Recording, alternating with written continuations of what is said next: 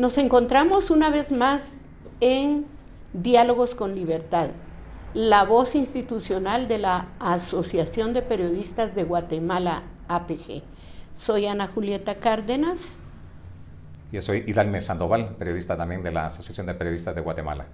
En esta oportunidad, pues vamos a hacer un análisis de una visita muy importante a Guatemala. En el mes de junio se hizo presente en Guatemala, después de varias cruces de información, la vicepresidenta de Estados Unidos, Kamala Harris.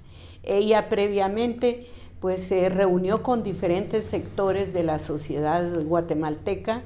La lucha de Estados Unidos es anticorrupción y recordemos que en su oportunidad se entrevistó con la exfiscal general de la República, Thelma Aldana, y otras fiscales, así como una magistrada electa de la Corte de Constitucionalidad, que han tenido que salir de Guatemala por prevención de su vida. En esta oportunidad la APG también se pronunció, así que te dejo y dame con esa información. Muchas gracias, Ana Julieta, y vamos a darle lectura a uno de los comunicados de la Asociación de Periodistas de Guatemala con la visita de la vicepresidenta de Estados Unidos, Kamala Harris. Visita de Kamala Harris, opacada por falta de unidad en el gobierno de Guatemala. La visita importante de la vicepresidenta de Estados Unidos de América, Kamala Harris, se vio opacada por el conflicto interno que existe entre el presidente Alejandro Yamatei y el vicepresidente Guillermo Castillo, y también por la presencia de manifestantes, tanto el día en que llegó a Guatemala como durante su presencia en el Palacio Nacional de la Cultura. Lo anterior fue expresado por el presidente de la Asociación de Periodistas de Guatemala, APG, Abraham Baca Dávila, quien criticó la forma como fue recibida en Guatemala la segunda funcionaria de más alto rango de los Estados Unidos. En cuanto a la agenda programada para el 7 de junio, trataron temas de migración, violencia y corrupción. Entre Harris y Yamatei, podemos decir que la migración es un derecho humano y las personas no solo migran por cuestiones de trabajo, sino generalmente por razones de maltrato y por el derecho a superarse, expresó Baca Dávila. La venida de Harris fue una oportunidad para el presidente Yamatei. Es un momento histórico para que logre ponerse de acuerdo con la vicemandataria por el bien de Guatemala, sobre todo para recuperar la institucionalidad democrática y el fortalecimiento del sector justicia en el país, indicó. Si se ponen de acuerdo la vicepresidenta Harris y Yamatei, consideramos que se puede restaurar el clima de persecución contra los disidentes de partidos políticos, defensores de los derechos humanos, líderes sociales, periodistas y comunicadores sociales, además de jueces y fiscales independientes, prosiguió Baca Dávila. Para nosotros, como APG, es histórica la visita de la vicepresidenta Harris de los Estados Unidos a Guatemala, como también es fidedigno en el mundo que por primera vez esa nación tenga a una mujer como vicegobernante, subrayó. A partir del desmantelamiento de la Comisión Internacional contra la Impunidad en Guatemala, CICIG, en septiembre del 2019, el país está sufriendo una regresión acelerada en el campo de los derechos humanos y la persecución de periodistas independientes, concluyó el presidente de la máxima autoridad de la APG, Abraham Baca Dávila. Dado en Guatemala, mes de junio de 2221. Bueno, pues muchas gracias. Ahora queremos darles a conocer que en esta oportunidad tenemos un invitado de lujo. Tenemos a bien dar una entrevista exclusiva dada a la Asociación de Periodistas de Guatemala, una entrevista que ha logrado nuestro colega Idalme Sandoval. ¿De quién se trata? Y nada menos que del fiscal especial contra la impunidad, el licenciado Francisco Sandoval. Así que nos trasladamos allá a la zona 1, mi amiga Ana Julieta. Perfecto.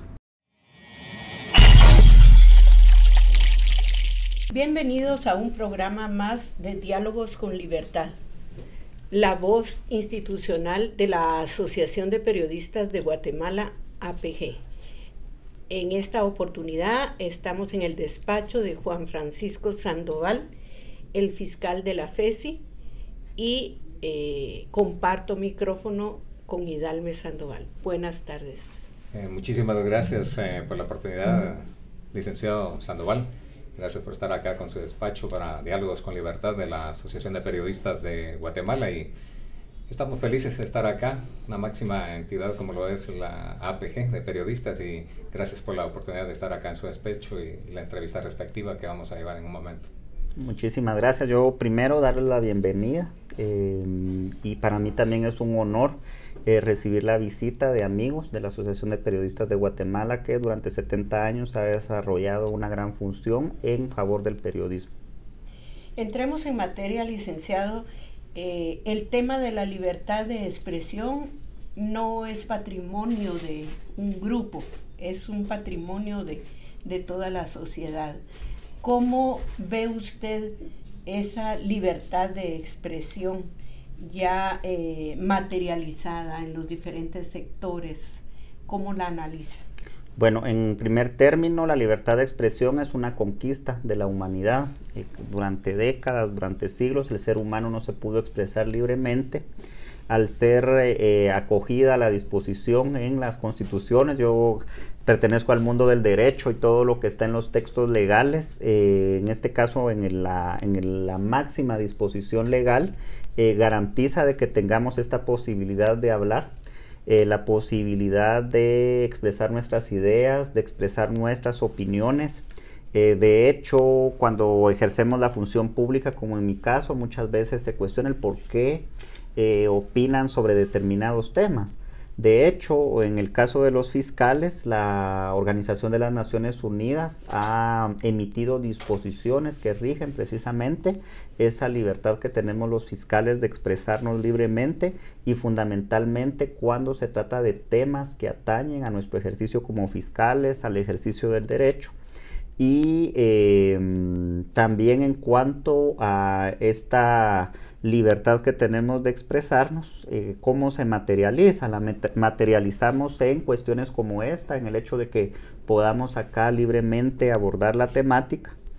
Hace unos días, por ejemplo, el presidente de la República hizo alguna expresión a una cadena internacional en relación a cuál había sido mi trabajo, qué percepción tenía sobre mí. Y pues compete a él expresarse, tener libertad de opinar de lo que él disponga con respecto a mi ejercicio profesional. Entonces, eso es lo importante de la libertad de expresión, siempre y cuando usted no invada la privacidad, siempre y cuando usted no la utilice para promover el odio y la discriminación, porque como todo derecho tiene de alguna manera alguna disposición que puede de alguna manera dejar que no sea absoluto. Ningún derecho es absoluto, ni siquiera la vida humana. Fíjense, los propios estados, la Constitución de la República, al regular, por ejemplo, la pena de muerte, le dice, mire, este derecho no es absoluto. La libertad tampoco es absoluta, y de la misma manera, la libertad de expresión puede tener sus límites. El tema es, ¿cuál es el límite de la libertad de expresión? Dentro de ese límite de la libertad de expresión hay casos en los que la FESI ha desmantelado estructuras, tiene pues mucho trabajo, diría yo, tal vez bodegas de documentación, grabaciones que ha sido el boom en casos como La Línea y otros. ¿Qué tan cierto es que se pueda realizar un montaje y qué verificación internacional tenemos de eso para llevar a los culpables realmente a obtener una condena? Bueno, es muy importante el apunte que ustedes realizan en cuanto a que, primero, esa libertad de expresión permite que nosotros podamos divulgar cuál es nuestro trabajo, y en algún momento se ha cuestionado cuál es el límite entre la presunción de inocencia y lo que las fiscalías publican. debemos de tener presente de que es una obligación, hay un principio que se llama máxima publicidad que debemos de desarrollar las dependencias del Estado para que la ciudadanía sepa en qué se están invirtiendo los recursos, cuáles son las acciones que estamos emprendiendo, y por otra parte nosotros ponderar en el sentido de que tampoco las personas son responsables en el momento en que son detenidas. Creo que también constituye la cultura de legalidad educar a la gente para que sepa de que los procesos tienen una serie de momentos y que en un primer momento apenas al juez hay que proveerle algún indicio racional de que la persona puede estar involucrada en un hecho delictivo. Eso es por una parte. Por otra parte, la tecnología ha permitido de que nosotros podamos hacer acopio de la misma para demostrar un hecho. Pero así como usted decía, la tecnología puede ser objeto de manipulación. Entonces, nosotros en el momento en que presentamos un caso, por ejemplo, existe un caso en el que existe una grabación en un dispositivo, los técnicos en informática, los técnicos en voz, yo no soy experto en eso, pero hacemos acopio de todos los avances que ha tenido la ciencia al servicio del descubrimiento de la verdad, y los expertos pueden dictaminar si una grabación, un material que ha sido presentado en un órgano jurisdiccional ha de alguna manera sufrido alguna alteración que, contrario a averiguar la verdad, lo que se está haciendo ahí es obstruyendo la averiguación de la verdad. Bueno, la tecnología nos ha dado muchas herramientas para avanzar a cada uno en nuestro trabajo. ¿Cómo podríamos hacer retroceder a sus años de estudiante con las herramientas que usted tiene hoy en favor de la justicia? A veces es inimaginable lo que la tecnología nos ha permitido en aspectos positivos. Si nosotros que todavía, pues yo pertenezco a una generación que somos más, creo yo, igual que ustedes, de la cultura de la televisión. A veces miramos, por ejemplo, programas de Investigation Discovery, y existe alguna serie de programas ahí de televisión donde nos hablan de los casos aquellos que se quedaron sin ser resueltos, porque la tecnología no permitía determinadas situaciones que hoy han permitido al indagar averiguar la verdad. Entonces, lo importante es cómo también las instituciones del Estado han hecho acopio de la tecnología. Hace solo unos días estábamos en una presentación con fiscales salvadoreños y, por ejemplo, la CICIG, en el tiempo que estuvo en Guatemala, ayudó a que los fiscales pudiéramos optimizar la utilización de ese tipo de herramientas que la tecnología nos ha permitido, y ellos quedaban maravillados de lo que habíamos hecho en algunos de los grandes casos que pudimos investigar en conjunto con ellos. Pero también esos avances tecnológicos nos ponen a pensar en que también la tecnología puede ser utilizada para mal. Lo vemos en el tema del manejo de las redes sociales. De la manera en que todos podemos ser parte de este mundo de información, a veces se ha demeritado, por ejemplo, el periodismo, que ustedes tanto defienden. Hoy todo el mundo, como tiene la posibilidad de que millones de personas lo vean, todo el mundo se siente periodista.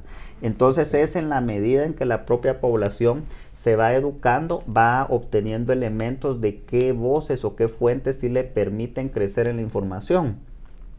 También la tecnología, la utilización de redes sociales ha permitido que mucha gente sin rostro utilice esa herramienta para atacar. Nosotros hemos sido víctimas constantemente. Hizo estudios la Comisión Internacional contra la Impunidad en Guatemala aún antes de irse con relación a la utilización de net center bots para manipular la opinión pública. Y eso de alguna manera es perverso. Hemos visto cómo en algunos países esto ha afectado inclusive a la democracia, porque se va formando tendencias de opinión por aparatos, por máquinas, y que finalmente el perjudicado es el ciudadano.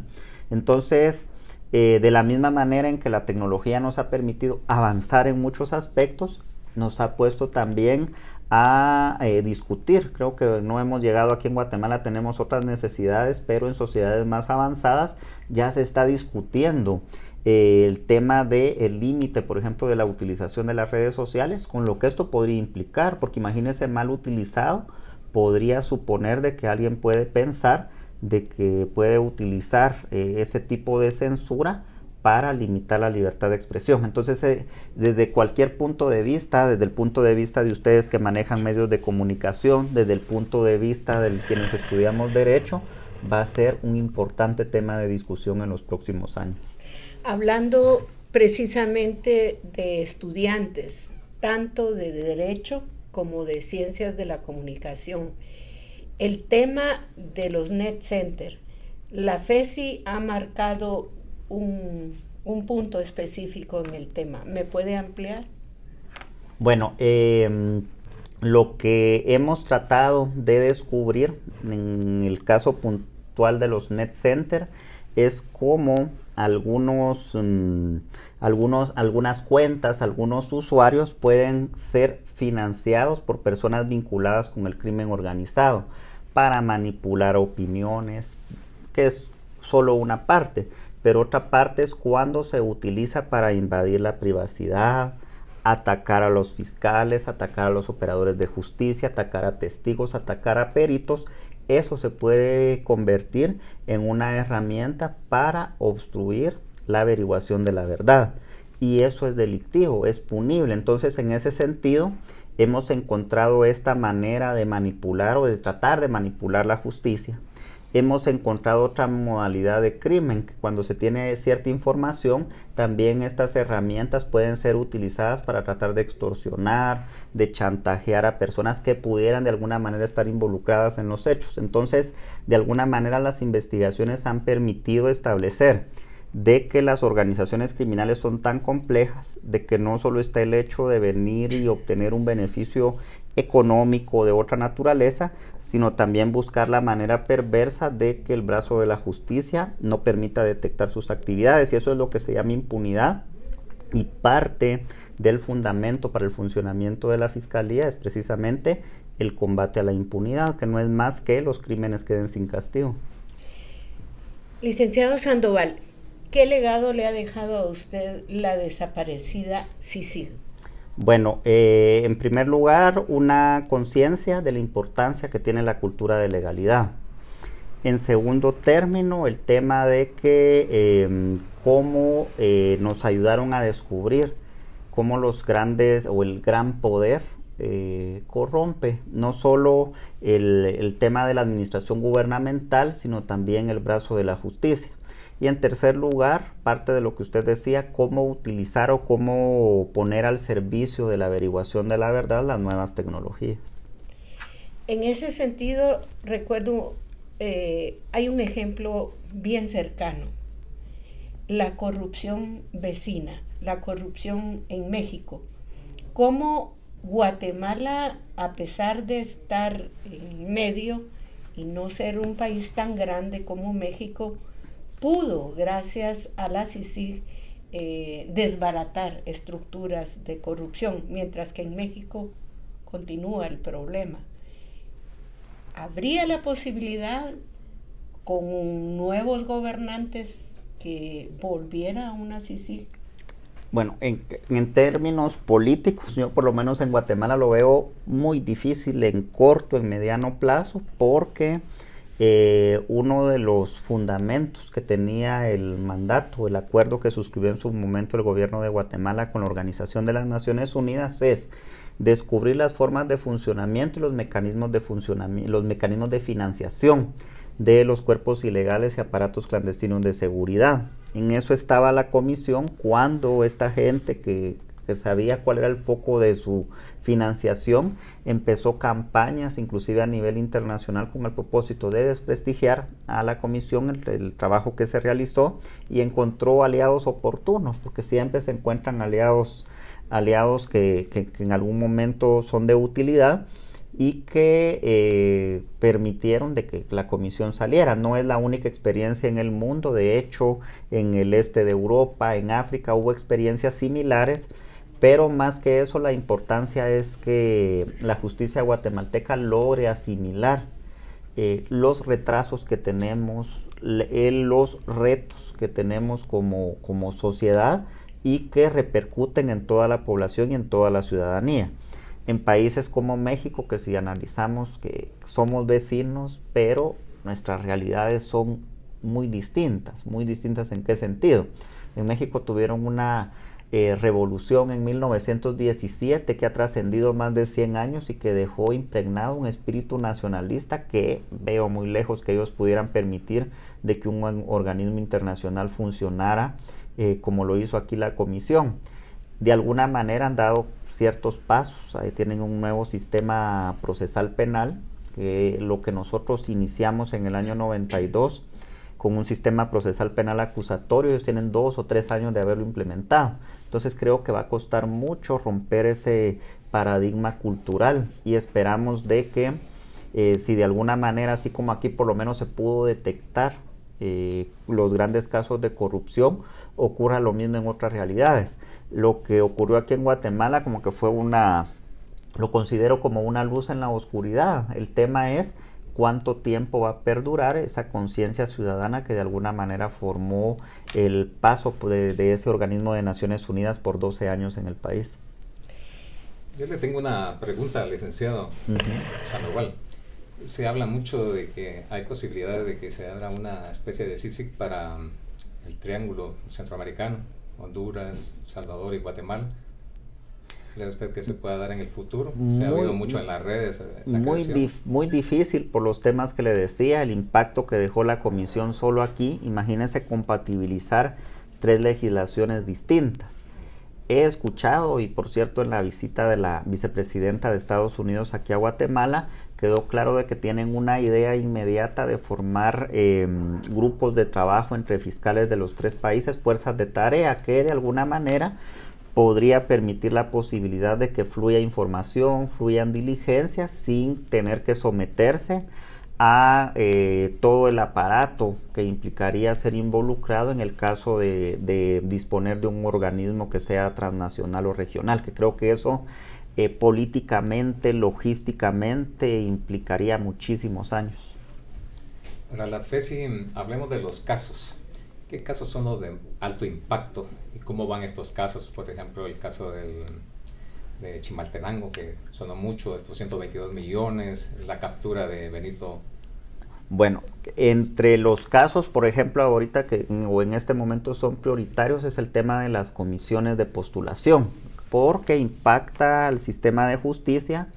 Es un tema que cuando estuvo la Comisión Internacional contra la Impunidad en Guatemala fue abordado de alguna manera no con timidez, sino que los elementos en aquel momento no permitieron profundizar, pero que la evidencia que hemos presentado y que para nosotros es contundente ante los tribunales de justicia nos han permitido determinar cómo el proceso en alrededor de un 90% estuvo manipulado. Es uno de los casos prioritarios, independientemente de que existen otros casos como el tema el del hallazgo de 123 millones de quetzales, que haciendo la contabilización por lo menos es el monto más alto reportado en la historia del país.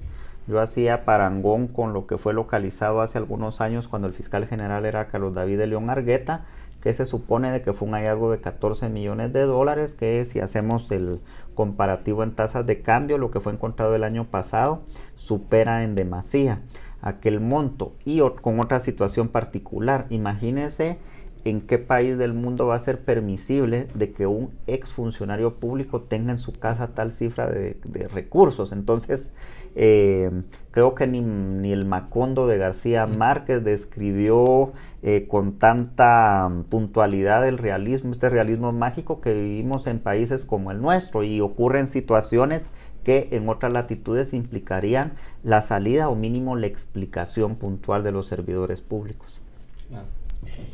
Licenciado, yo le voy a mencionar 3 nombres y usted me dice su opinión. Kamala Harris. Una esperanza para las minorías y para la gente que no ha tenido acceso a mejores oportunidades de vida. Jimmy Morales.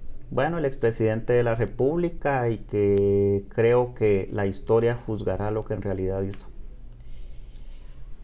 Le podría decir un rector.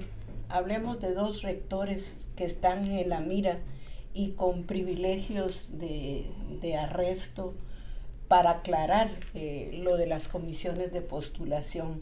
¿A dónde vamos con autoridades académicas así?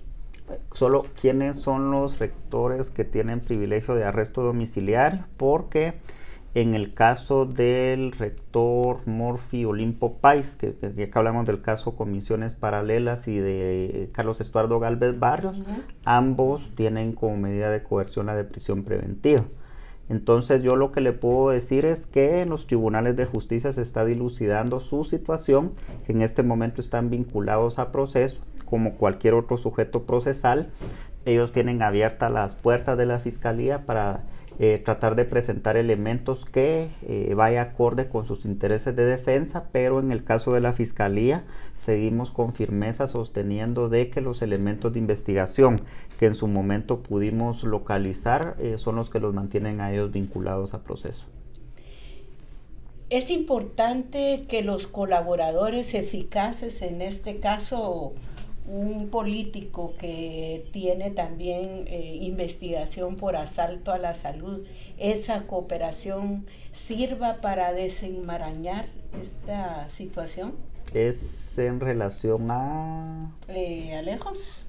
Él no está vinculado por las negociaciones de las comisiones. Bueno, la ley contra la delincuencia organizada estipula que una persona sea o no integrante de un grupo criminal, pero que proporcione información, pero información que tiene que ser verificada, información que tiene que ser trascendente.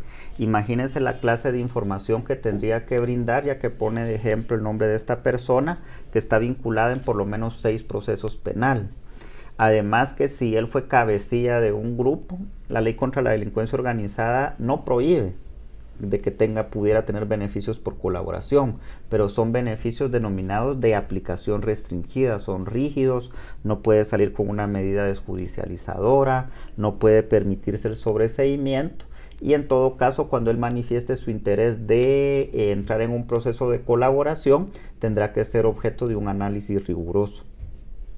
Y Dalme, hay algo importante que veníamos conversando previo a la entrevista, y es los recursos para debilitar a la FESI.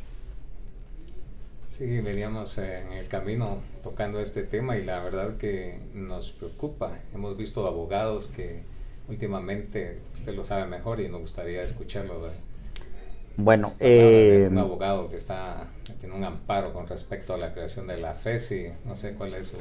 Primero, cualquier persona está en su derecho de cuestionar alguna fundamentación que se tenga para actuar en el ejercicio de la función pública. Un tema es jurídico. Yo estoy con plena claridad de que la fiscal general, cuando en el año 2019, a partir del mes de septiembre, dispuso que todos los casos que gestionamos con la comisión y teniendo como premisa la desarticulación de cuerpos ilegales y aparatos clandestinos de seguridad, debía continuar funcionando. Emitió un acuerdo, que es el acuerdo 59-2019, que tiene 2 marcos legales fundamentales. En primer lugar, el artículo 251 de la Constitución de la República, que estipula que el fiscal general actuará de acuerdo a las directrices que estipule la ley orgánica de la institución. Y la ley orgánica del Ministerio Público, en el artículo 30, establece en su último párrafo el hecho de que el fiscal general puede crear o suprimir fiscalías. Es algo que está en el ámbito de sus funciones. Eso es desde el punto de vista jurídico. Ahora bien, desde otro punto de vista o desde otra perspectiva, tenemos que ver cuál es la actuación de los magistrados de la Corte de Constitucionalidad, porque finalmente ellos tendrán que tomar una decisión al respecto. Tienen que analizar diversas situaciones. El planteamiento de una acción constitucional de esta categoría, que es una inconstitucionalidad, va dirigida contra normas de carácter general y de cumplimiento obligatorio. ¿Y a qué me refiero de normas de carácter general? Que sea una disposición que tenga que ser conocida por toda la ciudadanía. Y en este caso, todos los acuerdos que emite la fiscal general, por ejemplo, acaban de ponerse en funcionamiento más de 100 fiscalías, son acuerdos internos de la institución. No se publican en el diario oficial para que alguien los impugne. Entonces, toda esa serie de situaciones, tanto el andamiaje jurídico, pero muchas repercusiones políticas que tiene el trabajo de la fiscalía, Y me decían, bueno, entonces el trabajo de la fiscalía es político. No, el tema es de que si las acciones están dirigidas a combatir ilegalidades en los cuerpos que estén en el poder, una de las maneras de llegar al poder es haciendo política. Entonces, necesariamente en forma directa o indirecta, siempre van a estar involucradas personas que estén o personajes que estén en el ámbito político. Entonces, eso tiene mucha repercusión en el momento de tomar una decisión. Y se da en el momento preciso de la venida de la vicepresidenta, todo este movimiento a ataques a la FESI. Una coincidencia afortunada o desafortunada, no le podría yo en este momento, porque igual la historia sigue y los acontecimientos se van a seguir desarrollando, pero coinciden con muchas situaciones, que es el tema de que el presidente de la República de alguna manera dio declaraciones adversas al trabajo de la Fiscalía en un medio, ese planteamiento, una serie de ideas que se plasman en relación al trabajo que hemos desarrollado. Entonces, de alguna manera, yo creo que me sentiría más preocupado aún si quien está en el poder o que puede ser afecto a alguna de nuestras acciones fuera benevolente o aplaudiera nuestro trabajo. Creo que sería un poco más comprometedor al hecho de que la plena independencia en el ejercicio de las funciones de la institución la garantizan inclusive este tipo de opiniones. En el caso hipotético que los detractores de la justicia plena lograran su objetivo y caminara ese recurso para desaparecer a la FESI, ¿qué implicaciones tendríamos los ciudadanos?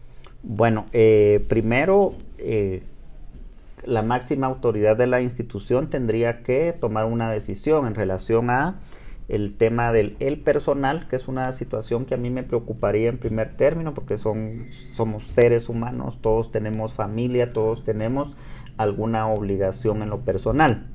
Pero por otra parte también está el tema, creo que es más trascendente, el tema de los casos, qué fin tendrían, porque la justicia penal es irrenunciable e irretractable por disposición legal. Entonces una primera decisión sería qué disposiciones tomaría la señora fiscal general con respecto a todo lo que implica el trabajo de la fiscalía.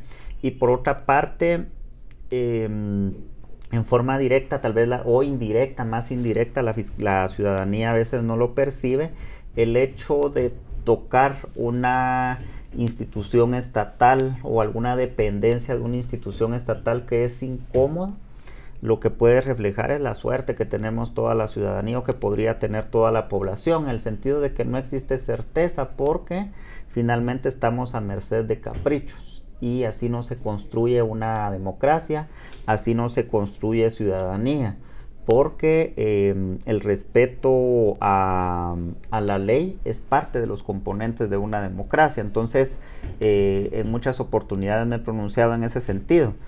En el caso del Ministerio Público, somos una institución que debemos velar por el estricto cumplimiento de las leyes del país y no cumplir caprichos, porque no estamos para eso. Entonces, creo que de alguna manera la población, aún sin percibirlo, porque a veces la población puede pasar situaciones que afecten a todo el mundo, pero estamos cómodos o nos acostumbramos a vivir una realidad que creo que no es la que nos merecemos. ¿Cómo ve, licenciado, la cultura de denuncia del guatemalteco? ¿Es buena, regular? ¿Cuál es el llamado a la población de Guatemala? Porque no tenemos esa cultura, siempre lo hemos dicho los periodistas, de hay que denunciar. Para eso están las instituciones. Vivimos bajo un esquema, por lo menos en teoría, donde opera la acción popular. Fíjense, en sociedades como la nuestra, todos podemos denunciar el conocimiento que tenemos de un hecho delictivo. Entonces hay que llamar a la ciudadanía que denuncia, pero la denuncia debe de ir acompañada de responsabilidad, porque a veces se denuncia solo por denunciar. Ocurre mucho en los pueblos. En los pueblos siempre hay 1 o 2 grupos que son rivales, entonces el alcalde es el responsable de todo lo que ocurre en el pueblo para el adversario. Entonces esas denuncias, que son positivas, sanas, deben ir robustecidas de elementos probatorios, porque eso es la cultura de legalidad, de que yo respete la ley, pero que también manejo mi dosis de responsabilidad. He tenido la oportunidad, hace unos días atendí a un ciudadano que me traía un montón de denuncias de un municipio de la costa sur del país, pero le digo, dígame dónde está el hecho delictivo que denuncia. No, es para que ustedes averigüen si hay algo, eso no es. Entonces, creo que si existe alguna, también es otra cuestión, que irnos educando. Por ejemplo, si alguien duda de cómo se están manejando los fondos en determinada municipalidad, la Contraloría General de Cuentas también tiene esa posibilidad de auditar, y ya en el momento en que se pueda determinar de que existe algún hecho delictivo, ya las fiscalías harán o realizarán su actividad. Uno de los grandes errores que creo yo que cometimos con ese, recuerdo en el 2015 había un empuje de ese espíritu de denuncia, de combatir la corrupción, fue el hecho que las instituciones del Estado dejaron solos a que el Ministerio Público y que la CICIG sean los que tengan que componer el país, cuando la justicia penal es apenas uno de los componentes. Y en realidad el Ministerio Público actúa con posterioridad a que se comete un hecho delictivo. Me llama mucho la atención cuando a veces dicen es que el Ministerio Público va a ser función preventiva. No, el Ministerio Público no previene delitos. La naturaleza de la institución es funcionar o reaccionar al momento en que se cometen hechos delictivos.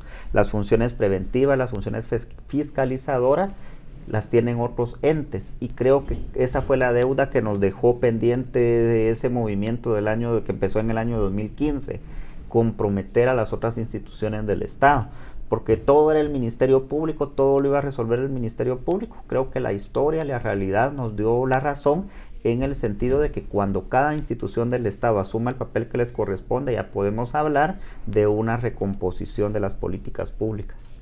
¿Cómo ve usted este periodo de este nuevo gobierno? En el 2020, cuando inició el presidente Yamatei, la APG, nuestra postura siempre fue de estar vigilantes las 24 horas, los 365 días. Tuvimos 149 ataques a comunicadores sociales, periodistas, medios de comunicación. La APG hizo casi 52 comunicados, unas cartas abiertas al Congreso, al señor presidente de la República. ¿Cómo ve usted en este gobierno la persecución a periodistas, el ataque a comunicadores sociales? Bueno, primero, como fiscal creo que es una posición incómoda opinar de qué ha hecho o qué no ha hecho el gobierno. Lo que sí he visto es un crecimiento, por lo menos en la percepción de que algunos comunicadores han sido objeto de persecución, posiblemente por sus publicaciones, por sus actividades, y no sé si sea un tema, hay que ver estadísticamente si han aumentado, desconozco el tema, pero permanentemente Guatemala ha sido uno de los países donde se han reportado más ataques a la libertad de expresión, más ataques a la prensa, más ataques a periodistas. Entonces, le voy a hablar de que es un tema permanente en Guatemala. He entendido de que el Ministerio Público en su momento, hace unos años, como una unidad de la Fiscalía de Derechos Humanos, forjó una fiscalía supuestamente especializada en investigar ataques a periodistas, y actualmente se ha convertido en una fiscalía de sección, y ojalá eso pudiera ayudar a especializar el tema, coadyuvar en averiguar la verdad, en que se descubra la verdad, y que de eso de alguna manera haga que aminoren los ataques a periodistas. Aquí en la fiscalía, por ejemplo, en su momento gestionamos exitosamente un tema de la muerte violenta de periodistas en Mazatenango, que ha sido ejemplo en el mundo del esclarecimiento de hechos, y que se relacionan por señalamientos que los periodistas hacen como parte de sus funciones a determinados políticos. Y actualmente tenemos en gestión un caso que se relaciona con periodistas del área de Coatepeque y de Quetzaltenango, donde esperamos también esclarecer los hechos, pero creo que un componente puede ser que el Ministerio Público realice la función en el caso de los periodistas atacados, pero también depende de un tema de seguridad pública que afecta mucho a periodistas, pero también a toda la ciudadanía. Lamentable es que haya mucho de este tema en relación a integrantes del gremio periodístico, que esos ataques devengan por el ejercicio de su función. Es muy lamentable. Licenciado, en relación a la persecución también a defensores de derechos humanos, hemos visto que la situación como que se acrecienta, como que el respeto al procurador de derechos humanos es otra persona que el gobierno lo ve como un enemigo, ¿no? Y en realidad la importancia que tiene la función del procurador de los derechos humanos para señalar aquellos abusos, las arbitrariedades que se cometan en la función pública, es importante que la institución esté fortalecida.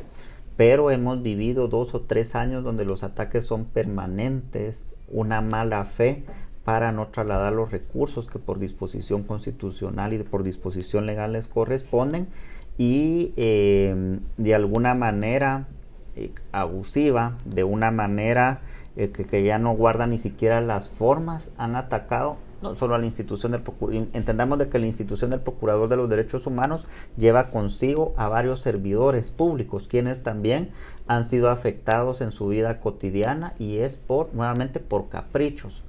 En una sociedad democrática no son permisibles ese tipo de caprichos. No vivimos en una monarquía, no vivimos en la Edad Media, aquí no tenemos reyes, no tenemos emperadores para que a su merced se disponga de la cosa pública. Aquí si tenemos un verdadero Estado de Derecho, hay que marcar los límites. Entonces, en todos, inclusive en los deportes, y Dalme sabe mucho de temas deportivos, hay reglas. Lo mismo ocurre en cualquier otra situación de la vida, hay reglas, hay que respetarlas. Entonces, mucho de lo que ha ocurrido a la institución del Procurador de los Derechos Humanos no lo percibimos como guatemaltecos, pero por el hecho de ser seres humanos o de ser personas, tenemos derechos que son inherentes, y existe una institución que se encarga de velar por su promoción y de velar por ellos. Y es triste, lamentable que retrocedamos al siglo XVII, XVI, donde el papel de los derechos que teníamos como humanos debía de ignorarse.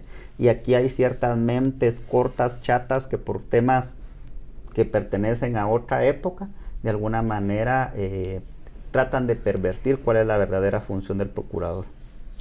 Bueno, nos encontramos en Diálogos con Libertad y vamos a ir a una pequeña pausa y volvemos. Bueno, en esta oportunidad, Diálogos con Libertad se ha vestido de lujo. Nos ha recibido el licenciado Juan Francisco Sandoval, el fiscal de la FESI. Chiquito pero peligroso, dice. y Dalme, por favor. Licenciado Sandoval, nosotros nos sentimos muy orgullosos del trabajo que ha realizado la FESI, pero hablemos también de los reconocimientos que usted ha recibido a nivel internacional.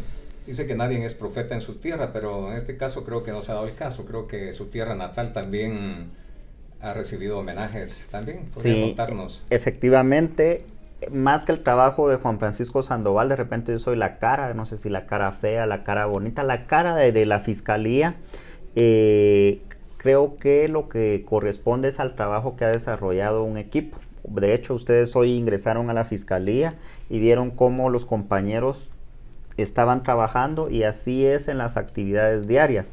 Muchos pensaban de plano cuando estaba la comisión, porque como ellos eran los que trabajaban, un gran trabajo el que hicieron, pero existe un equipo de guatemaltecos, la mayoría muy jóvenes aquí en la fiscalía, que hace un trabajo responsable, lo más profesional posible, apegado a la ley, y que ha desembocado en que se haya reconocido el mismo. Lo que pasa es de que somos alrededor de 70 personas aquí en la fiscalía, entonces creo que sería muy difícil nominarlas.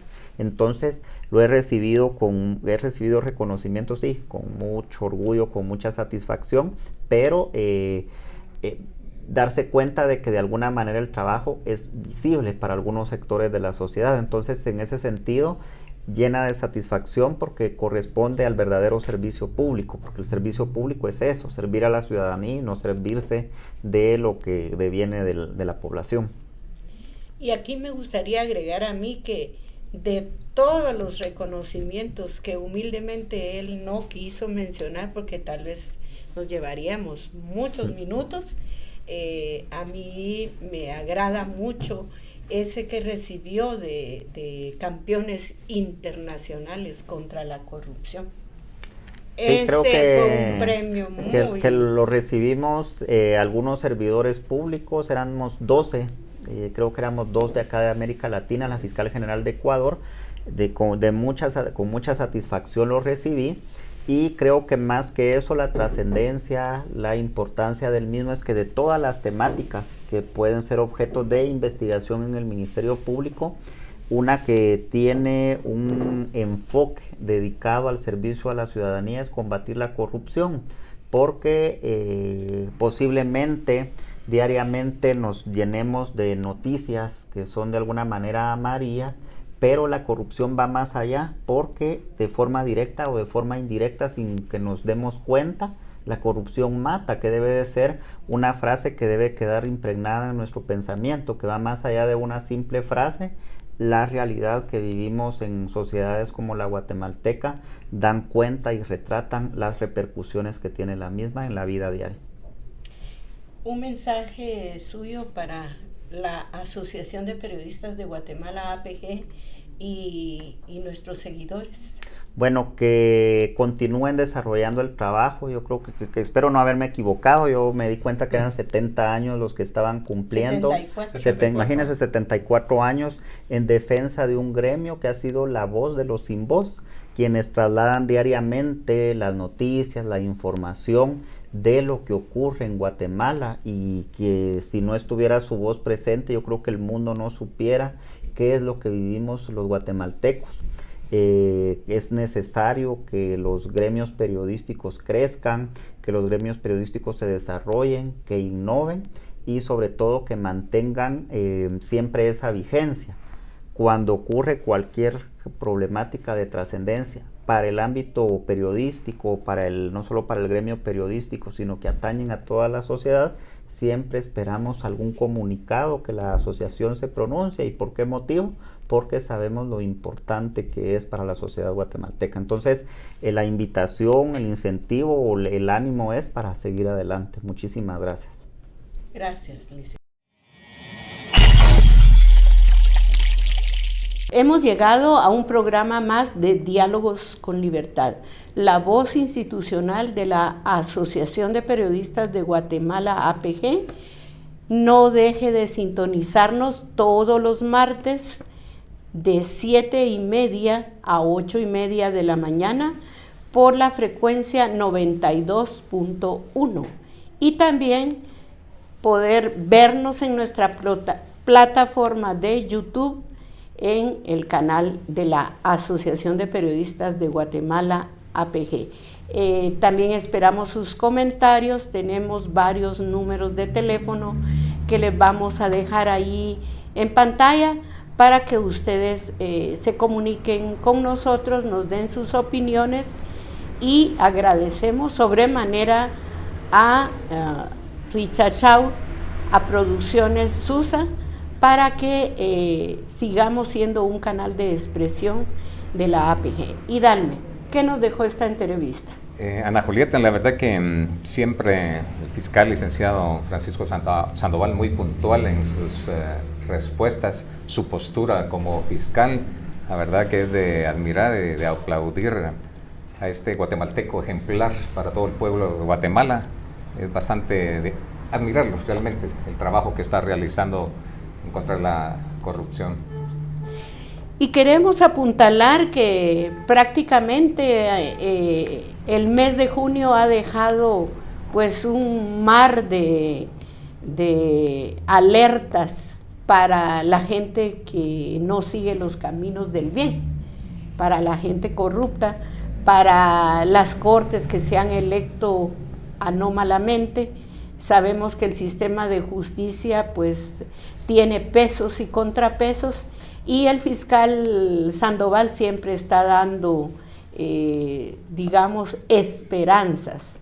Por lo menos está poniendo el dedo en la llaga. dentro de las cosas que junio deja, además de la visita de Kamala Harris, es que el fiscal Sandoval ha presentado un antejuicio contra los magistrados de la Corte Suprema de Justicia, porque se han dado anomalías en la elección de las cortes y son estos magistrados quienes tienen que juzgar a diputados, a gente de las comisiones paralelas, y pues en la entrevista que le hicimos ampliamente él dio a conocer cómo es un Estado de Derecho y cómo pues él no tiene temor en su qué hacer, ya que es una persona que en sus 18 años de trabajar en el Ministerio Público hace las cosas correctamente y no tiene ideología. Su ideología es la justicia y la lucha contra la impunidad. Soy Ana Julieta Cárdenas. Y Dalmes Sandoval.